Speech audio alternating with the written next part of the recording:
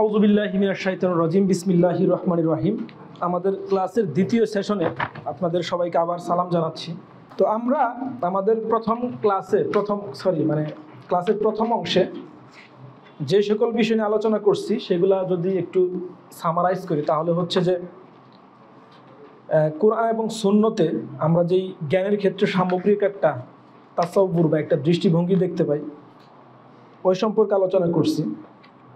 এরপর হচ্ছে ওহীকে কেন্দ্র করে যে জ্ঞানগুলা সেগুলা নিয়ে আলোচনা করলাম। এরপর হচ্ছে অন্যান্য সভ্যতার যখন সম্মুখীন হয় আমাদের ইসলামী সভ্যতা তখন কোন কোন জ্ঞান আবির্ভূত হয় বা উদ্ভাবিত হয় সেগুলো নিয়ে আলোচনা করছি। এরপর হচ্ছে আমাদের ইসলামী সভ্যতায় যে জ্ঞানের শ্রেণীবিন্যাস সেগুলো নিয়ে আলোচনা করলাম। এরপর ইমাম গাজালির যেই জ্ঞানের শ্রেণীবিন্যাস সেটা নিয়ে আলোচনা করার পর এখন জ্ঞান গবেষণার ক্ষেত্রে জ্ঞানের একটা মানচিত্র থাকা উচিত, এটা কেমন হওয়া উচিত। আরেকটা হচ্ছে যে এই ব্যাপারে সামগ্রিক দৃষ্টিভঙ্গি কি এটা আমি তুলে ধরব। তো আমরা যেহেতু সবাই এই তাওহীদুল উলুমের আলোকে নিজেদেরকে গড়ে তুলতে চাই, তাই না? এখন পর্যন্ত যা তুলে ধরলাম এগুলো ছিল কি ভূমিকা। তো এখন মানে জ্ঞান গবেষণার ক্ষেত্রে একটা মানচিত্র আছে যেটা কি আমাদের একদম আল ফারাবির ইহসাউল উলুম থেকে নিয়ে আমাদের ইসলামী সভ্যতার যে জ্ঞানের ধারা, কয়টা বইয়ের কথা বলছি জ্ঞানের শ্রেণীবিন্যাস সম্পর্কিত? 24টা। এই 24টা বইকে যদি আমরা পর্যবেক্ষণ বা পর্যালোচনা করি তাহলে আমাদের সামনে একটা চিত্র ফুটে উঠছে। এই চিত্রটা কি? এই চিত্রটা হচ্ছে এটার সেন্টারে যেই বিষয় সেটা হচ্ছে যে ইলমুত তাবিঈ বা উলুমুত তাবিঈয়া।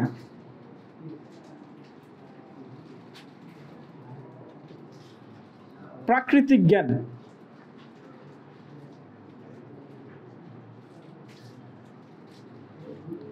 এটা হচ্ছে কি আমরা যদি আমাদের জ্ঞানের শ্রেণীবিন্যাসকে বিশ্লেষণ করি তাহলে সেন্টারে কি পাই? উলুমুত তাবিঈয়া। তো এখানে কোন কোন বিষয়গুলো আছে আমি এখানে বৃত্ত আঁকবো আর এই পাশে এই উলুমুত তাবিঈয়া বলতে কি কি বোঝায় এটা লিখবো আর কি। এজন্য একটু ভালো করে ফলো করেন।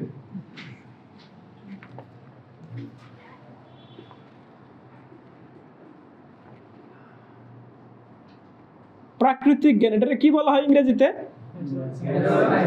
Natural sciences.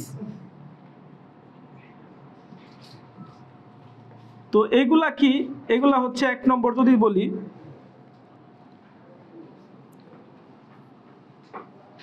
যেমন ধরেন বায়োলজি। বায়োলজি দুইটা ভাগ না, একটা হচ্ছে জুলজি আর একটা হচ্ছে কি বোটানি, এই সংক্রান্ত। এরপর হচ্ছে পদার্থ, রসায়ন, ফিজিক্স, কেমিস্ট্রি যেগুলো আমরা বলি। এরপর হচ্ছে ভূমির সাথে সম্পর্কিত যে জ্ঞানগুলা, ভূবিদ্যা। এরপর হচ্ছে অ্যাস্ট্রোনমি। এরপর হচ্ছে এই সামগ্রিক বিষয়গুলাকে যদি বলি এগুলাকে আমরা কি বলতে পারি? আল্লাহ রাব্বুল আলামিন এগুলা কি কায়নাতে প্রতিষ্ঠিত সুন্নত। যেমন মনে করেন ফিজিক্সের ক্ষেত্রে যদি বলি ফিজিক্সের যে ত্বরণ, ফিজিক্সের যে সরণ, ফিজিক্সের যে সূত্রগুলা, এগুলা কি ফিজিক্স ওই রকম বলে দুনিয়া এরকম, নাকি দুনিয়া এরকম বলে ফিজিক্স ওই রকম? তো দুনিয়া কে সৃষ্টি করছে? এই জন্য কি তো এগুলো এক করতে বলতে গেলে এই প্রাকৃতিক জ্ঞান একই সাথে কি মহান আল্লাহ রাব্বুল আলামিন কর্তৃক এই পৃথিবীর বুকে প্রতিষ্ঠিত সুন্নত। তো আমরা এই ক্ষেত্রে দুইটা বলি, সুনানুল্লাহি ফিল কাউন আর একটা হচ্ছে কি সুনানুল্লাহি ফিল মুজতামা। মানে এই পৃথিবীতে আল্লাহ রাব্বুল আলামিন কর্তৃক প্রতিষ্ঠিত যে সুন্নত এটা এক অর্থে কি ইলমুত তাবিঈ বা উলুমুত তাবিঈয়া। এরপরে দ্বিতীয় যেই বৃত্ত আমরা যদি দেখি এটি হচ্ছে এইটা, এটি হচ্ছে কি মা ওয়ারাআত তাবিআ।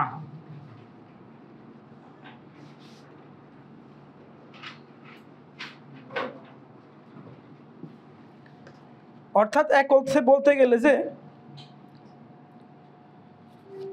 মেটাফিজিক্স বলা চলে এটাকে আর কি।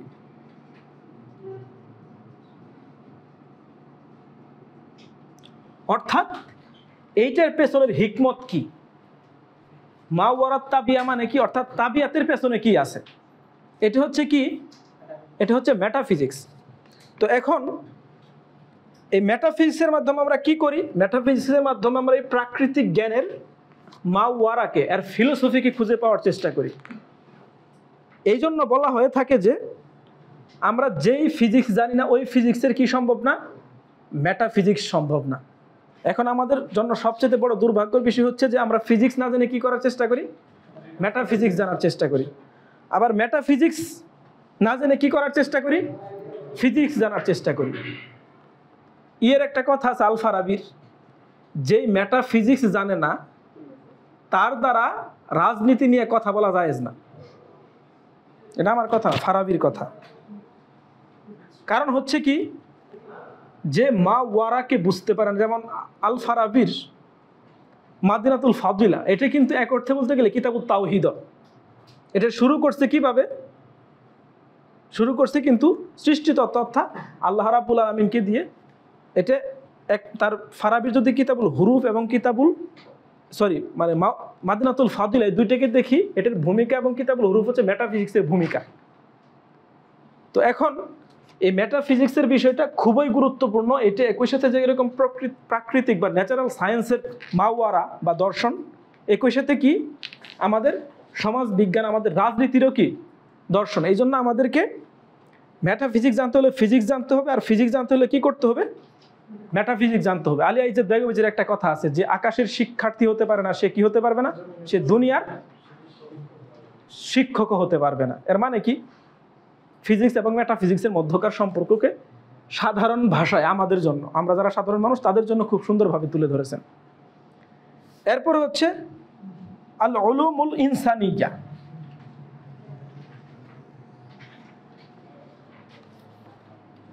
প্রাকৃতিক জ্ঞানের পরে কি, মেটাফিজিক্স।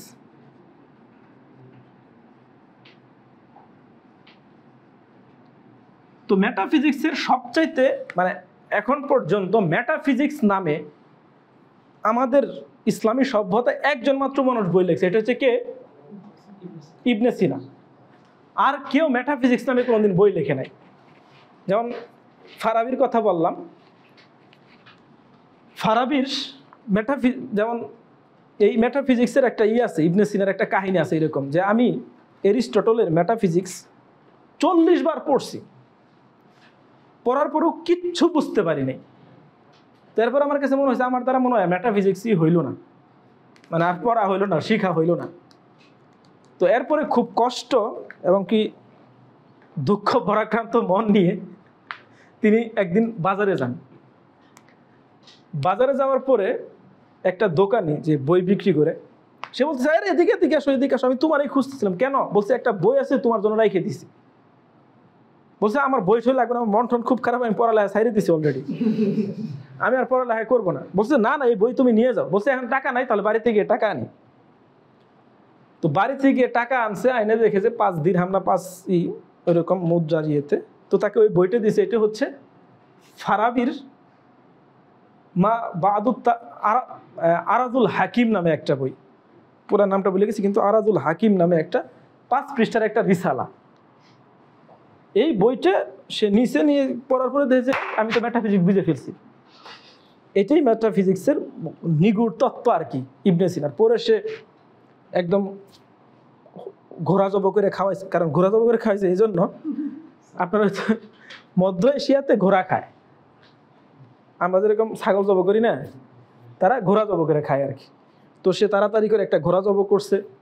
যারা দরিদ্র ছিল তাদেরকে সৎকা ঠৎকা দিয়ে, মানে এই যে জ্ঞানের প্রতি যে একটা দেখেন প্যাশন, এখানে কেউ আছেন নাকি একটা নতুন কিছু শিখে এখন পর্যন্ত করছেন, ছাগল ঠাগল জব করে খাওয়াইছেন বা সৎকা ঠৎকা দিচ্ছেন? কেউ নাই। কে কে ছিল? আচ্ছা, হাফেজ হওয়ার পরে খাওয়াইছিল। আচ্ছা, যাই হোক। তো দেখেন এটা আসলে মানে হাসার বিষয় হলেও, বা হাসার সমস্যা নাই, কিন্তু সিরিয়াসলি নেওয়া জরুরি। মানে জ্ঞানের প্রতি কি পরিমাণ প্যাশন থাকলে একটা নতুন বিষয় এভাবে শেখার পর সে আনন্দের কারণে কি করতেছে, মানুষ খাওয়াচ্ছে, সৎকা দিচ্ছে, এরকম একটা বিষয়। তো ইবনে সিনার যে মেটাফিজিক্স, এটা হচ্ছে ওই ফারাবির 5 পৃষ্ঠার আরাজুল হাকিমের এক্সটেন্ডেড ভার্সন বা বিস্তৃত রূপ। তো এখানে আরেকটা বিষয় বলা হয়ে থাকে যে ইবনে সিনার মেটাফিজিক্সকে মূলত খাইয়ে দিছে হচ্ছে ইমানুয়েল কান্টের ক্রিটিক অফ পিওর রিজন। এটা আসলে সে ইবনে সিনার মেটাফিজিক্সকে খায় নাই, সে যেই মেটাফিজিক্স খাইছে এটা হচ্ছে তাদের যে ন্যাচারাল মেটাফিজিক্স, যেটা যেমন তাদের মধ্যে কি ন্যাচারাল ল, ন্যাচারাল রিলিজন, ন্যাচারাল ফিজিক্স, তাদের সব কিছু ন্যাচারাল, এগুলোর মাধ্যমে তারা মুসলমানদের মতো হওয়ার চেষ্টা করছিল। কিন্তু তারা কি বলতেছে ন্যাচারাল দিন, আমরা কি ন্যাচারাল প্রাকৃতিক দিন বলি। দিনের সংজ্ঞা কি? ওয়াদউন ইলাহিয়ুন। দিনের সংজ্ঞা কে দিতে পারবেন? হ্যাঁ, আর দিনু ওয়াদউন ইলাহিয়ুন, এরপরে কি এটা পড়া থাকলো আর কি। তো দিন হচ্ছে কি, এটা ইমাম সারাক্সির সংজ্ঞা, দিনের সংজ্ঞা ওয়াদউন ইলাহিয়ুন অর্থাৎ আল্লাহ প্রদত্ত। এখানে কি করার সুযোগ নাই, সে ন্যাচারাল বলার সুযোগ নাই, প্রাকৃতিক বলার সুযোগ নাই এখানে। তো মূলত ইমানুয়েল কান্ট যে মেটাফিজিক্সকে খাইছে ওইটা হচ্ছে কি ন্যাচারাল মেটাফিজিক্সকে, তাছাড়া ইয়ের মেটাফিজিক্সকে খাইতে পারে না সে। ইবনে সিনার মেটাফিজিক্সকে আমরা নিজেরাই খাইছি, মানে কি জীবনে পড়িও না, বুঝিও না, এরকম একটা জ্ঞানের শাখা যে থাকতে পারে এই সম্পর্কেও কি। এই জন্য আমাদের উপাধি কি দিছে ইমাম গাজালি? সাদিকুল ইসলাম আল জাহিল। তো এই ক্ষেত্রে যেমন আল্লামা ইকবালের যে রাজনৈতিক তত্ত্বগুলা বা এই সকল বিষয়কে আমাদের এত বেশি গুরুত্ব দেওয়ার অন্যতম কারণ হচ্ছে উস্তাদের কিন্তু ব্যাকগ্রাউন্ড অনেক শক্তিশালী। উস্তাদের পিএইচডি থিসিস কি কে বলতে পারবেন? আল্লামা ইকবালের পিএইচডি থিসিসের নাম কি কে বলতে পারবেন? Development of metaphysics in Persia. অর্থাৎ উস্তাদ মেটাফিজিক্সের উপরে কি করছে? পিএইচডি করছে। তো এই জন্য মানে ওনার তত্ত্বের বা চিন্তার এত সামগ্রিকতা, এত প্রাসঙ্গিকতার অন্যতম কারণ কি, পা কিসের উপর দাঁড়াইছিল? শক্তিশালী জমিনের উপর দাঁড়াইছিল, এই জন্য এত গুরুত্বপূর্ণ। এরপরে হচ্ছে উলুমুল ইনসানিয়া।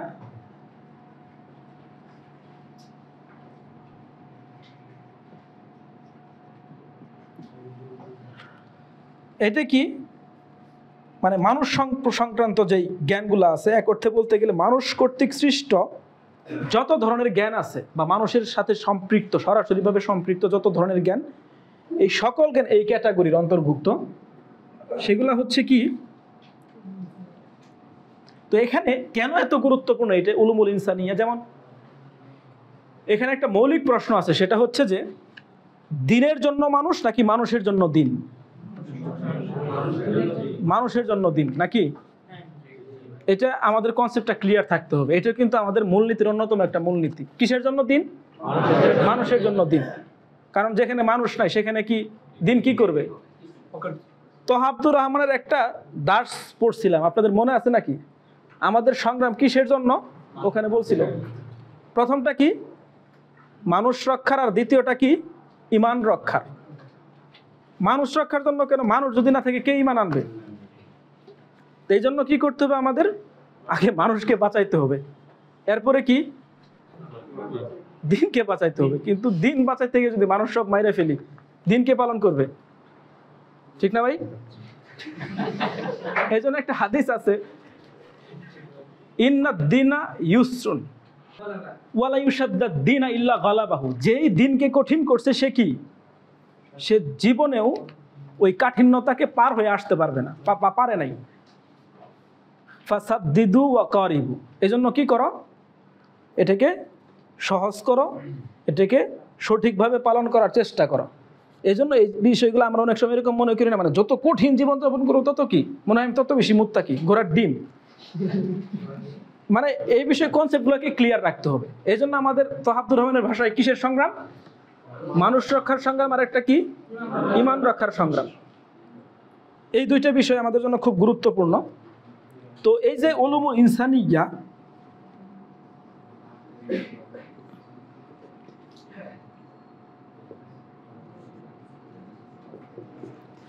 এই ক্যাটাগরিতে কি কি, যেমন মনে করেন ইতিহাস,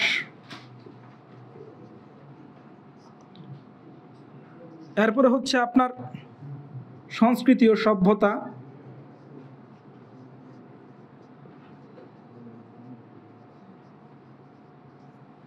যেমন জেমিল মেরিচের একটা বই আছে ইরফান থেকে সভ্যতার দিকে, মানে ইরফান এবং সভ্যতার সম্পর্ক কি। এটা আবার এই সংস্কৃতি এবং সভ্যতা আবার ওই যে একটা নিয়ে আসেন না আপনারা, কি বলেন, মানে পাশ্চাত্যের স্টাইলে চিন্তা করলে চলবে না, আমাদের কি এই ব্যাপারে আলাদা সম্পূর্ণ ভিন্ন দৃষ্টিভঙ্গি আছে। তো এটা নিয়ে আমাদের ভবিষ্যতে কাজ করার টার্গেট আছে ইনশাল্লাহ। এরপর হচ্ছে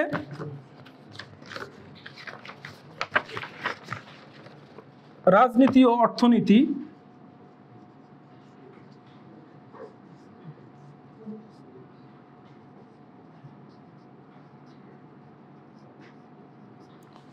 এরপরে হচ্ছে রাষ্ট্র ও প্রশাসন, এরপরে হচ্ছে কি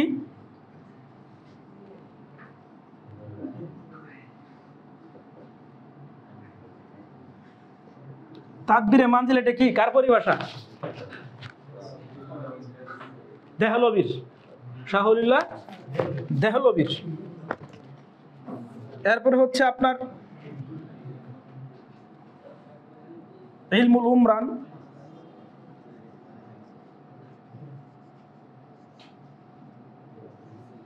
যেমন ইলমুল উমরান নিয়ে একটা বই লেখছেন হেবারা অফিস, যে বইটার নাম হচ্ছে মাকাসিদুল উমরান। যারা পড়তে চান আমার কাছে পিডিএফ আছে, নিয়ে পড়তে পারেন। মাকাসিদুল উমরান খুব ডিটেইলস ভাবে উনি আলোচনা করছেন এই বইয়ে। এরপরে হচ্ছে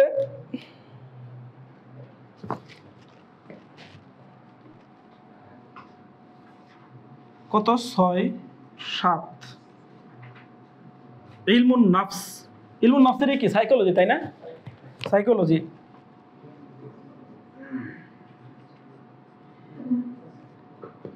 ইবনে খালদুনের একটা ইবনে সিনার একটা বই আছে শুধুমাত্র এটা, ইলমুন নাফস নামে। সাইকোলজির উপরে তার আলাদা একটা বই আছে, ইলমুন নাফস। এরপরে হচ্ছে ইলমুল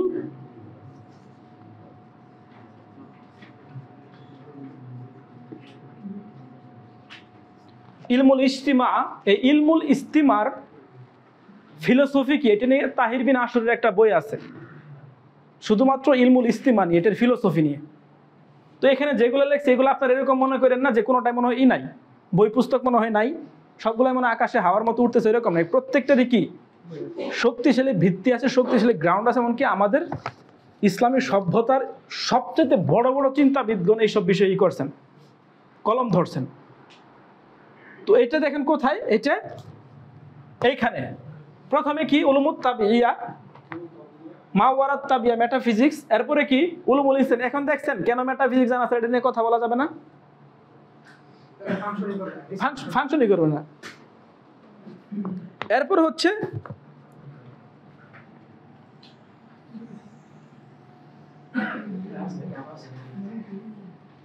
উলুমুল ওহী, অর্থাৎ ওহীভিত্তিক জ্ঞান।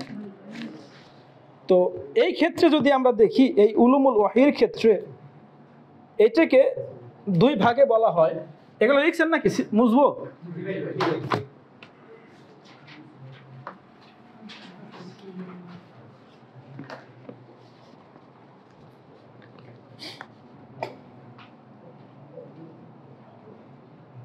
তো এই উলুমুল ওহীকে আবার দুই ভাগে ভাগ করছেন। কত নম্বর এটা? 4 নম্বর।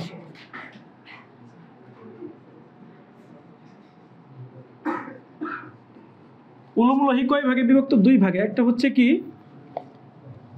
একটা হচ্ছে উলুমুল গায়া, উলুমুল গায়া, আর একটা হচ্ছে কি উলুমুল ওয়াসিলা।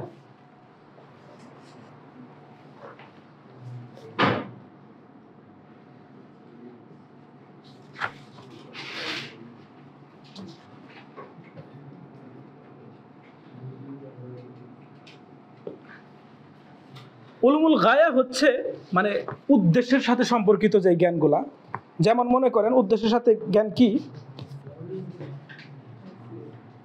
ফিকা, এরপর হচ্ছে আপনার ইতিকাদ আকাইদ, এরপরে হচ্ছে আখলাক, এগুলা কি উদ্দেশ্যের সাথে সম্পর্কিত জ্ঞান। আর উলুমুল ওয়াসিলা কি, মানে এই সকল জ্ঞানকে অর্জন করার জন্য যে সকল জ্ঞান, এগুলা কি ইলমুল আলাত বলা হয়। যেমন এগুলা হচ্ছে, যেমন মনে করেন নাহু, সরফ, এরপরে হচ্ছে এই টাইপের যে জ্ঞানগুলো, আবার অর্থাৎ ভাষার সাথে সম্পর্কিত যে জ্ঞানগুলো, এগুলো হচ্ছে ইলমুল আলাত, যেগুলো আমাদেরকে উদ্দেশ্যে উপনীত হতে সাহায্য করে। কিন্তু এখন কি হয়েছে, আমরা ইলমুল ওসিলারই জ্ঞান বানায় ফেলছি, মানে এগুলার পরে আর কোনো জ্ঞান নাই, যার কারণে কি এগুলার সিরিয়াল আর কোনোদিন আসে না। তো এখন এই যে উলুমুল গায়া আর উলুমুল ওয়াসিলা, তো এখানে দেখেন তো এই বিষয়টা ক্লিয়ার কিনা, মানে উলুমুল ওয়াহি কোন জায়গায় আসবে, এই বৃত্তের সবার শেষে, কিন্তু আমরা কোন জায়গায় রাখছি, এটারে এইখানে রাখছি, যার কারণে কি আমাদের এই অবস্থা আর কি, মানে আমাদের অবস্থাকে বোঝানোর জন্য এর সাথে ভালো আর কোনো বৃত্ত আছে? হ্যাঁ, ওষুধ খাইছি ভাতের মতো, ভাত খাইছি কিসের মতো, ওষুধের মতো। তো আমরা যদি আমাদের তাওহীদুল উলুমের বা ক্লাসিফিকেশন অফ নলেজের বা ইহসানুল উলুমের যে 24টা বই আছে, এই বইগুলাকে যদি সামারাইজ করি, তাহলে আমাদের সামনে কি এই ধরনের একটা চিত্র ফুটে ওঠে, বা এই ধরনের একটা চিত্র আসে। এই ক্ষেত্রে আরেকটা বিষয় আমাদের জন্য গুরুত্বপূর্ণ, সেটা হচ্ছে যে আল উলুমুল কুল্লিয়া, আরেকটা হচ্ছে আল উলুমুল জুজইয়া।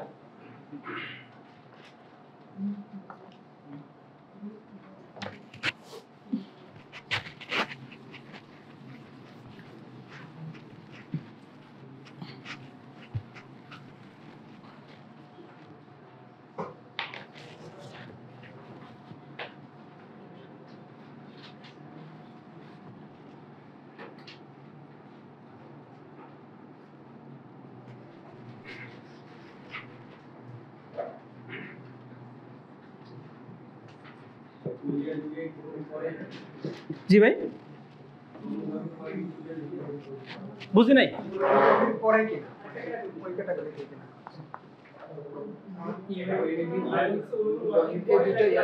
মানে এটাই, এটা আরেকটা ইয়েতে যাচ্ছি আর কি, মানে আরেকটা শ্রেণী বিন্যাসের দিকে যাচ্ছি। মানে এটা তো সামগ্রিক একটা চিত্র আসলো, এখানে কিন্তু আমরা কুল্লি জুজির দিকে যাইনি, ঠিক না? এটা কি সামগ্রিক একটা ইয়ের দিকে যাচ্ছে, ওখানে কিন্তু বলি নাই কোনটা কুল্লি কোনটা জুজি, এটা বলছি বলি না। ওখানে কি আমাদের তাওহীদটাকে বলছি, এখানে এর মধ্যে আবার কুল্লি এবং জুজি হিসেবে ভাগ করছে ইমাম গাজালি। সেটা হচ্ছে কি, যেমন ইমাম গাজালি তার মুস্তাসফাতে এখানে তিনি বলতেছেন যে ইলমুল কুল্লি আছে, ইলমুল জুজি আছে। তো ইলমুল কুল্লি হচ্ছে বা কুল্লি জ্ঞান, সামগ্রিক জ্ঞান, যেটা সামগ্রিক জ্ঞান।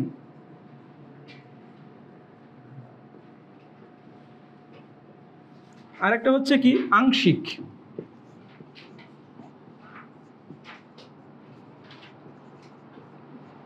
তো এই যে যত জ্ঞান আছে এখানে, কুল্লি জ্ঞান হচ্ছে কয়টা? কুল্লি জ্ঞান হচ্ছে একটা, সেটা হচ্ছে কি ইলমুল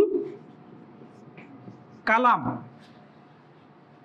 ইলমুল কালাম হচ্ছে কি কুল্লি জ্ঞান, আর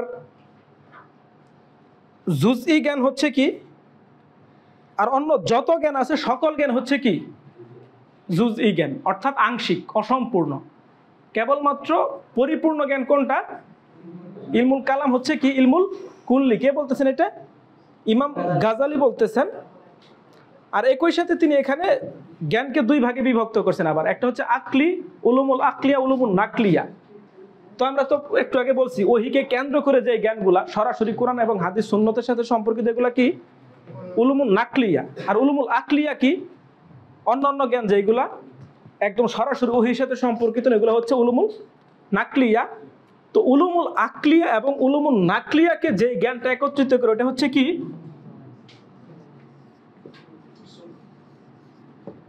আর এই দৃষ্টিকোণ থেকে যেহেতু এই জ্ঞানটা উলুমুল আকলিয়া এবং উলুমুল নাকলিয়া এই দুইটাকে একত্রিত করে, এই জন্য এটা হচ্ছে কি সর্বশ্রেষ্ঠ জ্ঞান।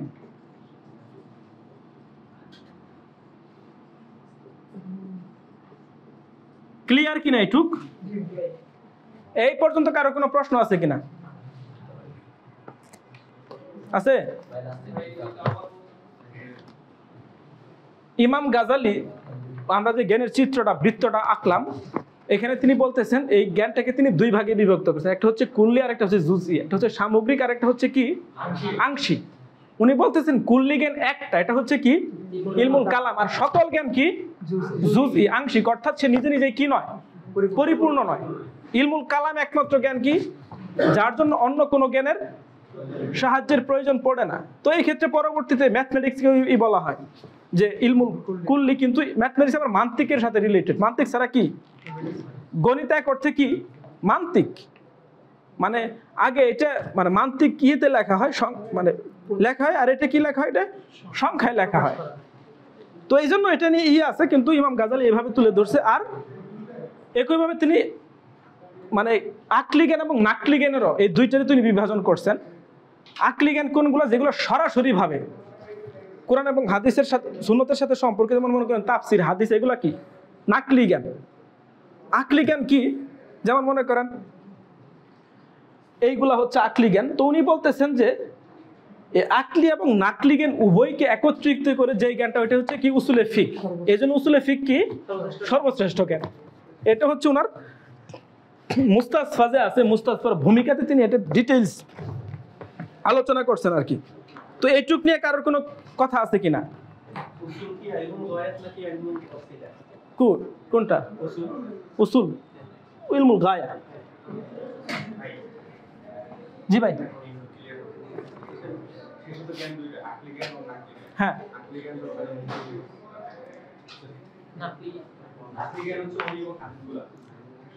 নাকলি জ্ঞান হচ্ছে ওহিসেন্ট্রিক জ্ঞান যেগুলো, একটা আমি বললাম ওহি কেন্দ্রিক জ্ঞান যেগুলো, কিরাত, তাফসির, হাদিস। হ্যাঁ, উসুলে ফিকহ হচ্ছে কি আকলি জ্ঞান এবং নাকলি জ্ঞান এই দুটোর সমন্বয়। যেমন মনে করেন আপনি ইস্তিহাদ করেন, আকল ছাড়া হবে, মান্তিক ছাড়া হবে, এগুলো আসতেছে উসুলে ফিকের জন্য কি কি প্রয়োজন, ওইটা আসবে আর কি। জি ভাই, মান্তিক উলমুল আকলিয়া।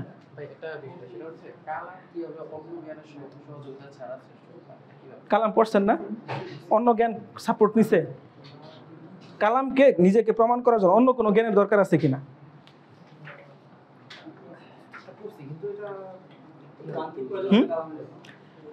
এটা বোঝাচ্ছে ইলমুল কুল্লি এখানে দুইটা, একটা হচ্ছে সে অন্যের সাহায্যে নয়, একই সাথে কি সকল কিছুকে সে পরিগ্রহ করে, যেহেতু ইস্তিদলালি মেথডের মাধ্যমে।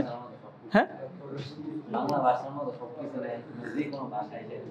ওইটা আছে, যেমন মানে সে সকল কিছুকে, যেমন এটা সবচেয়ে এটা ভালোই হচ্ছে সাইয়্যিদ শরীফ জুরজানি শারহুল মাওয়াকিফ, ওটা কালামের গ্রন্থ আর কি, এখন পর্যন্ত রচিত। হ্যাঁ, ওখানে আপনি দেখবেন একই সাথে সামগ্রিকভাবে পর্যালোচনা, একই সাথে অন্য কারোরই নেই, হেল্প নেই।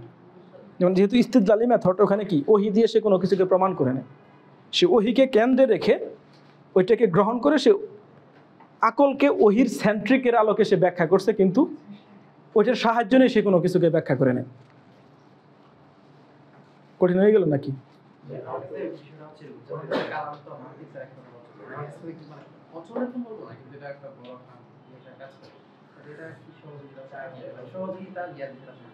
যেমন মান্তিক ছাড়া যখন কালামের যখন মূল বিষয়গুলো চলে আসে, তখন তো মান্তিক ছিলই না, মান্তিক তো পরে আসছে। যেমন কালাম ডিসিপ্লিন হিসেবে প্রায় 150 বছরের মধ্যে একটা পরিপূর্ণ ডিসিপ্লিন হিসেবে প্রতিষ্ঠিত হয়েছে, তখন মান্তিক ছিল না। মান্তিক আরও পরে আসছে, অনুবাদের পরে এরিস্টটলের মান্তিক। এই জন্য আর কি সময় লাগবে আর কি, সমস্যা নেই। তাজদিদুল ইলমুল কালাম নামে তো আব্দুর রহমানের একটা আলাদা বই আছে, স্বতন্ত্রভাবে তিনি একটা বই রচনা করছে, তাজদিদুল ইলমুল কালাম। ইলমুল কালামের নবায়ন কিভাবে হবে? যেমন কালামের ক্ষেত্রে প্রথম যুগের আকীদার ক্ষেত্রে, যদি প্রথম যুগের কি ছিল, হাসান বসরি কিসের উপরে ভিত্তি করেছিল? হ্যাঁ, মোহাব্বতের উপরে। এরপরে কি আসলো? মুতাজিলারা আসলো, কিসের উপর ভিত্তি করে দাঁড় করালো? আল্লাহর সাথে সম্পর্ক আদালতের উপরে। এরপরে কারা আসলো? মাতুরিদিরা আসলো, সরি আশআরীরা আসলো। আল্লাহর সাথে মানুষের সম্পর্ক কিসের উপর ভিত্তি করে হলো? কুদরতের উপরে। এরপরে কে আসলো? মাতুরিদিরা আসলো। তারা এসে আল্লাহ এবং মানুষের মধ্যকার সম্পর্ক কিসের উপর হইলো? হিকমতের উপরে। এরপর কে আসলো? তাসাউফ। তারা আল্লাহ এবং মানুষের সাথে সম্পর্ক কিসের উপরে করলো? হ্যাঁ, ইশকের উপরে। এরপরে তহাবদুর রহমান কিসের উপর ভিত্তি করে করছে? মিসাকুল আমার মিসাকুল শাহাদা। এই যে দেখেন ডেভেলপমেন্ট। তো এরকম শুধু এটা আল্লাহ এবং মানুষের সাথে সম্পর্কে, অন্য অন্য বিষয়ের ক্ষেত্রে এইভাবে আসছে। জি ভাই, হ্যাঁ,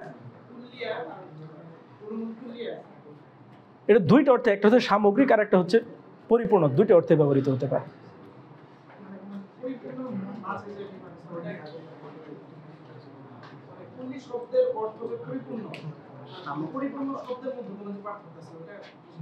প্রশ্ন বুঝিনি আমি।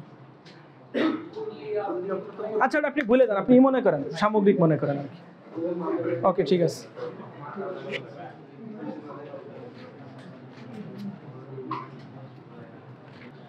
তো এখন এই জ্ঞানের আসলে ভিত্তি কি, আসাসুল উলুমটা কি আসলে, এখন এইটা নিয়ে আলোচনা করব। আসাসুল উলুম অর্থাৎ জ্ঞানের ভিত্তি সমূহ।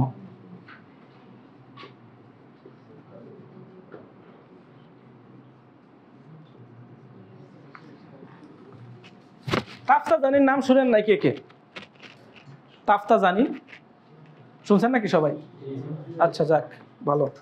তো তাফতাজানির একটা বই আছে, আল মুতাওয়াল। এই বইয়ে তিনি জ্ঞানের ভূমিকা এবং বইয়ের ভূমিকা নামে তিনি একটা বিভাজন করছেন। তো এখানে তিনি বলতেছেন যে জ্ঞানের কোনো একটা জ্ঞানের জ্ঞান হওয়ার জন্য তিনটা বিষয় লাগবে। একটা হচ্ছে কি? আল হাদ অর্থাৎ পরিচয়। 2 নম্বর হচ্ছে আল মাউদুউ, বিষয়বস্তু, অর্থাৎ এই জ্ঞানটা কি নিয়ে আলোচনা করে, কি নিয়ে কাজ করে। আরেকটা হচ্ছে আল গায়াতুন, অর্থাৎ এর উদ্দেশ্য কি। তো পরবর্তীতে এটাতে আরো কয়েকটা মূলনীতি যোগ করা হয়, সেগুলো হচ্ছে 4 নম্বর আস সামারাতুন, এর ফলাফল। এরপর হচ্ছে কি? এর ফজিলত, 5 নম্বর, তাই না?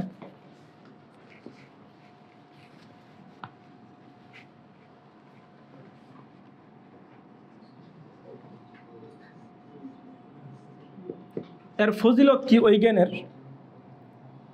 এরপর হচ্ছে নিসবাতুন, 6 নম্বর, মানে অন্য অন্য জ্ঞানের সাথে এর সম্পর্ক কি। এরপরে হচ্ছে আল ওয়াদিউন, মানে এই জ্ঞানের ইকে, প্রবক্তাকে, কে এই জ্ঞান তৈরি করছে। 8 নম্বর হচ্ছে ইসমুন, অর্থাৎ এই জ্ঞানের নাম। আর 9 নম্বর হচ্ছে কি? ইস্তিমদাদুন,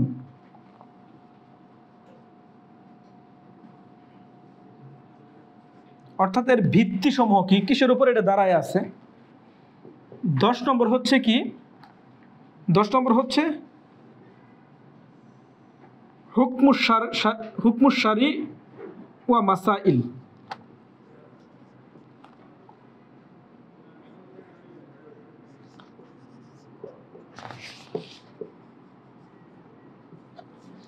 অর্থাৎ শরীয়তে এর হুকুম কেমন, কি আর কোন কোন প্রবলেম নিয়ে আলোচনা করে, এগুলাকে মানে জ্ঞানের ভিত্তি হিসেবে বলা হয়েছে। যেমন এখানে 2টা বিষয় খুব গুরুত্বপূর্ণ, একটা হচ্ছে নিসবাত, আরেকটা হচ্ছে ইস্তিমদাদ। জি ভাই, আচ্ছা। তো এই দুইটা এখানে খুবই ইম্পর্টেন্ট বিষয়। যেমন একটা বিষয়ের জ্ঞান হওয়ার জন্য, যেমন মনে করেন আপনি একটা নতুন জ্ঞানের উদ্ভাবন করছেন, তাই না? ওইটাকে একটা স্বতন্ত্র জ্ঞান হতে হলে এই বিষয়গুলো থাকতে হবে। যেমন মনে করেন আপনি একটা ডিপার্টমেন্ট প্রতিষ্ঠা করবেন, ওই জ্ঞানের উপর ভিত্তি করে কি লাগবে, এই বিষয়গুলো আছে কিনা,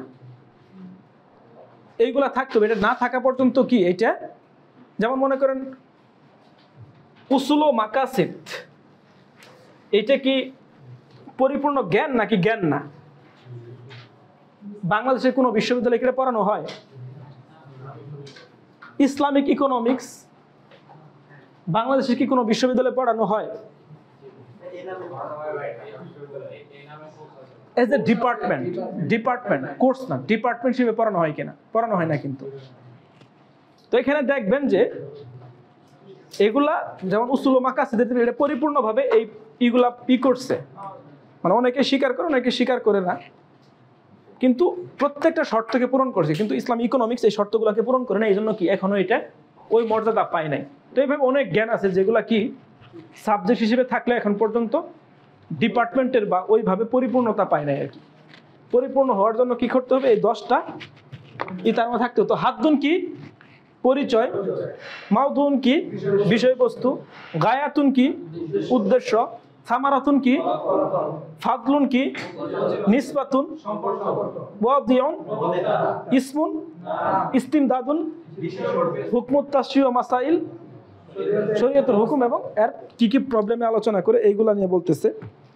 তো এখানে যেমন মনে করেন নিসবতের যে বিষয়টা, এখানে আমরা উসুলে ফিকের সাথে করব। যেমন মনে করেন ফিকের সাথে কিসের সম্পর্ক নিসবত? উসুলের সাথে। এই দুইটারই আবার কার সাথে সম্পর্ক? যেমন মনে করেন ইলমুন নাহুর সাথে। এইটার আবার কিসের সাথে সম্পর্ক? অর্থাৎ এই তিনটারই আবার কিসের সাথে সম্পর্ক? হাদিসুন অর্থাৎ ঘটনা প্রবাহের সাথে।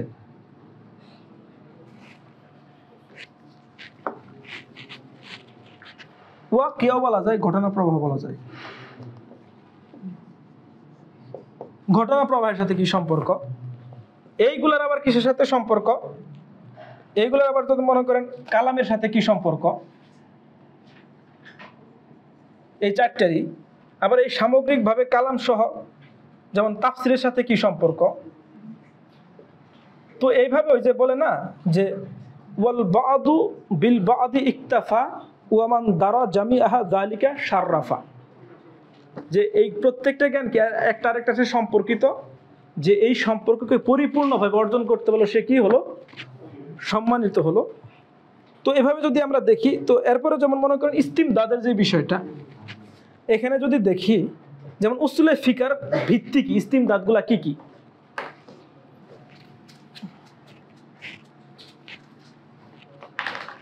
উসুলে ফিকের ইস্তিমদাদ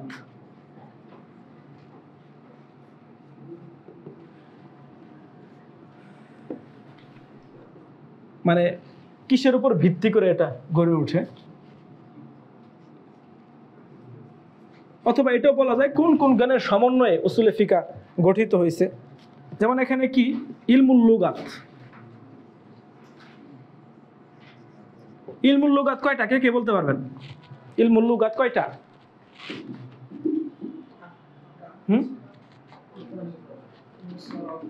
ইলমুল সরফ, ইলমুল নাহু, ইলমুল বায়ান, ইলমুল বদি, ইলমুল বালাগাত। হ্যাঁ,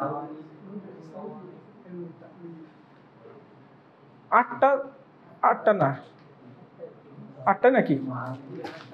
তো এগুলা কি সবগুলা করতে হবে। আর এই ব্যাপারে কি বলা হয়, এগুলা কেন অর্জন করতে হবে? মা লা ইয়াতিমুল ওয়াজিবু ইল্লা বিহি ফাহুয়া ওয়াজিবুন। অর্থাৎ নামাজ ছাড়া কি ওযু হবে? ওযু ছাড়া নামাজ, ওযু ছাড়া কি নামাজ হবে? তো ওযু কেন ওয়াজিব? তাহলে নামাজের জন্য ওয়াজিব। এজন্য বলা হয় কি মূলনীতিটা খুব গুরুত্বপূর্ণ। মা লা ইয়াতিমুল ওয়াজিবু ইল্লা বিহি ফাহুয়া ওয়াজিব। লিখে দিব নাকি? মা লা ইয়াতিমুল ওয়াজিবু ইল্লা বিহি ফাহুয়া ওয়াজিবুন। তো ওই ইলমুল লুগাতের যে জ্ঞানগুলো আছে এগুলো অন্য এক সময় বলবনি। এর সাথে কি কি সম্পর্ক আছে, যেমন এখানে অ্যানালিটিক্যাল ফিলোসফি এটার সাথে রিলেটেড, হারমেনিউটিক্স এটার সাথে রিলেটেড। তো এটা কি সামগ্রিকভাবে বিবেচনা করতে হবে। এরপরে হচ্ছে 2 নম্বর মান্তিক, 3 নম্বর হচ্ছে ফালসাফা বা ফিলোসফি আর কি,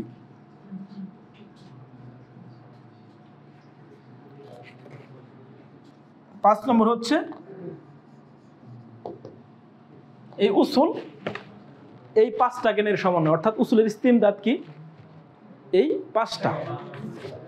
তো এখন মোটামুটি আপনাদের কাছে ক্লিয়ার কিনা? তো এই বিষয়গুলোকে, এই 5টা বিষয়কে পরিপূর্ণভাবে জানা ছাড়া কারোর পক্ষে কি উসুলে ফিকাকে পরিপূর্ণভাবে জানা সম্ভব নয়। তো আর এই সকল জ্ঞানের উদ্দেশ্য কি? মানুষের সমস্যার সমাধান। তো এই জন্য কি করতে হবে? এর সাথে ন্যাচারাল সায়েন্সকেও, প্রাকৃতিক জ্ঞানকেও, আরো কি কি বলছিলাম না, ইলমুল ইনসানিয়াকেও কি করতে হবে? জানতে হবে। এখন তো বলুন ভাই কিভাবে জানবো? গাজালি কি বললো একটু আগে? এগুলার প্রাথমিক যে বিষয়গুলা কি কি সেগুলা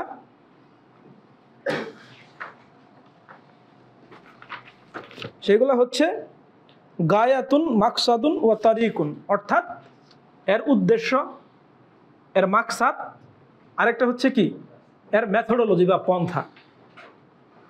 অন্তত কি করতে হবে? এই সামগ্রিকভাবে জ্ঞানের এই 3টা বিষয়কে জানতে হবে। তো এটা আমরা কিভাবে সামারাইজ করছি? ওই জ্ঞানের পরিভাষা, ওই জ্ঞানের ইতিহাস, আর ওই জ্ঞানের আলোচিত বিষয়সমূহ কি অন্তত জানতে হবে। এগুলো জানার পর যদি সময় থাকে তাহলে কি কোনো একটা বিষয়ে তাবাহুর অর্থাৎ বিশেষজ্ঞ হবে। এইভাবে কি একটার পর একটা অগ্রসর হবে। এইভাবে কি একটা পরিপূর্ণ মুস্তাহিদ হওয়ার দিকে কি করা যায়? যাত্রা করা যায়। তো হয়তো বা এটা এখন একজন মানুষের পক্ষে কি সবগুলো জানা সম্ভব পরিপূর্ণভাবে? কিন্তু আমরা এখানে যারা আছি সবাই যদি একটা করে তাবাহুর করি তাহলে কি হবে? হয়ে গেল না? তাহিদুল ইলম হইল কিনা? তো সবাইকে অনেক ধন্যবাদ ধৈর্যের সাথে ক্লাস শোনার জন্য। আল্লাহ রাব্বুল আলামিন আমাদের সবাইকে এই তাওহীদুল উলুমের আলোকে জ্ঞান লাভ করে মানবতার কল্যাণের জন্য কাজ করার তৌফিক দান করুন। আল্লাহ হাফেজ। আসসালামু আলাইকুম।